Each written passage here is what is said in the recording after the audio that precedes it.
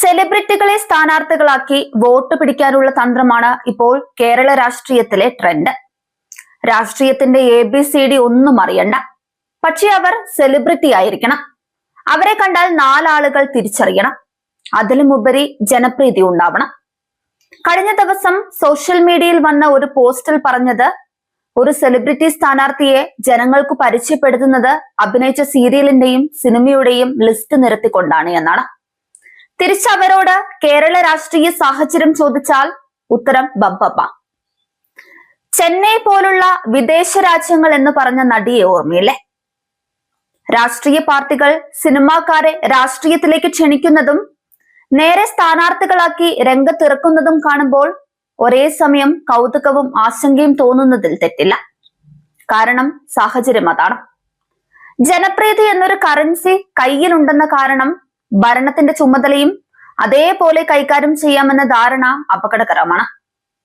ചിരിപ്പിച്ചും കരയിപ്പിച്ചും സ്ക്രീനിൽ വിസ്മയം സൃഷ്ടിച്ചവരെ യഥാർത്ഥ ജീവിതത്തിലെ സങ്കീർണ പ്രശ്നങ്ങളിൽ ഇടപെടാൻ മുന്നോട്ട് നിർത്തുമ്പോൾ കുറച്ചുകൂടി ആലോചന ആവശ്യമാണെന്നതാണ് സത്യം.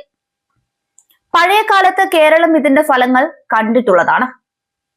ആലപ്പുഴയിൽ മുരളിയും ഒറ്റപ്പാലത്ത് ലെനിൻ രാജേന്ദ്രനും തിരുവനന്തപുരം മണ്ഡലത്തിൽ ONV മത്സരിച്ചപ്പോൾ ഉണ്ടായ പരാജയങ്ങൾ രാഷ്ട്രീയ കക്ഷികൾക്കൊരു മുന്നറിയിപ്പായിരുന്നു.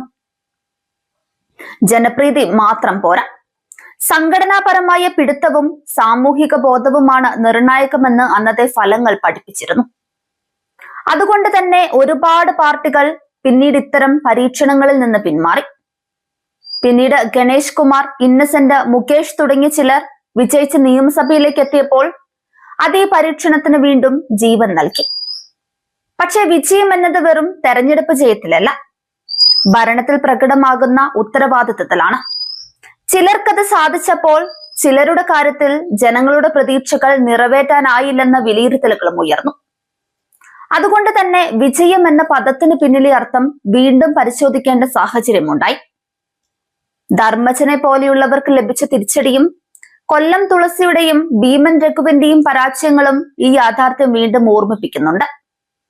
മറുവശത്ത് പിഷാരടി പോലുള്ളവർക്ക് രാഷ്ട്രീയത്തെക്കുറിച്ചുള്ള അവബോധം കാണുമ്പോൾ കഴിവും തയ്യാറെടുപ്പും ഉണ്ടെങ്കിൽ സിനിമാ പശ്ചാത്തലം ഒരു തടസ്സമല്ലെന്ന തിരിച്ചറിവും ഉണ്ടാകുന്നുണ്ട്. പ്രശ്നം സിനിമാക്കാരനാകുന്നതല്ല, തയ്യാറെടുപ്പില്ലാതെ രാഷ്ട്രീയത്തിലേക്ക് ഇറങ്ങുന്നതാണ്.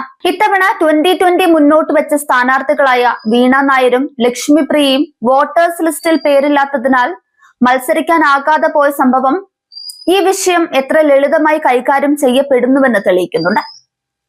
ഒരു സ്ഥാനാർത്ഥിയെ നിശ്ചയിക്കുന്നതിന് മുൻപ് അടിസ്ഥാന കാര്യങ്ങൾ പോലും പരിശോധിക്കാത്ത അവസ്ഥ രാഷ്ട്രീയത്തിലെ ഗൗരവത്വം എത്രത്തോളം നഷ്ടപ്പെട്ടുവെന്ന് ചോദ്യം ചെയ്യുകയാണ്. സ്ഥാനാർത്ഥിയെ പ്രഖ്യാപിക്കുന്നതിന് മുൻപ് കുറഞ്ഞത് രാജ്യത്തിന്റെ പ്രധാനമന്ത്രി ആരാണെന്നും സംസ്ഥാനത്തെ ഭരണാധികാരി ആരാണെന്നുമെങ്കിലും ചോദിച്ചുറപ്പിക്കണം. കാരണം PM മൻമോഹൻ സിംഗ് ആണെന്ന് പറയുന്നവർ ഇപ്പോഴുമുണ്ട്. അതിലും പ്രധാനമായി ജനങ്ങളുടെ പ്രശ്നങ്ങൾ എന്താണെന്നും അതിന് പരിഹാരം എന്താണെന്നും അറിയുന്നവരെയായിരിക്കണം മുന്നോട്ട് വെക്കേണ്ടത്. ജനപ്രീതി കണ്ട് ജനങ്ങൾ കമിഴ്ന്നു വീണെന്നിരിക്കും, പക്ഷെ ജനവിശ്വാസം നിലനിർത്താൻ അറിവും ഉത്തരവാദിത്തവും അനിവാര്യമാണ്.